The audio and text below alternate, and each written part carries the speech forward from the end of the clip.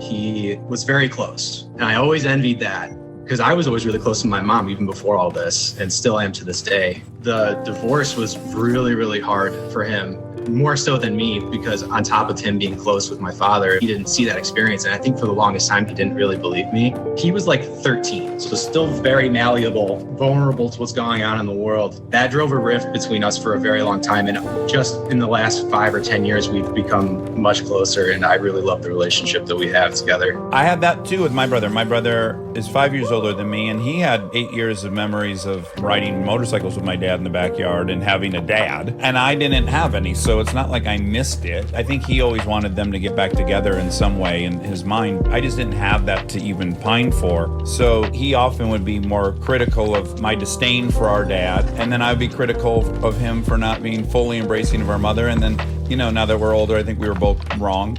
I think we were both very complicated people. Yeah. Well, listen, I hate to break it to you, Nick, but this isn't a story of betrayal. This is a story of loyalty to your mother, to the truth. And I think it is very, again, there's a bad word for it, but I think it's very manly that you would come to your mom's protection at 11. I like it. What can we say instead of Brave, manly? brave. It is brave.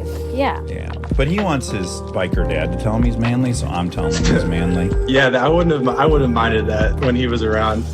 I don't know if he would have been able to say it, but thank you. Well, you were more brave than he could be. He had tattoos and bikes to make him look and feel brave, but you really did it. Yeah, that's true. Do you ride with any gangs? He was a very vivid storyteller. Sure.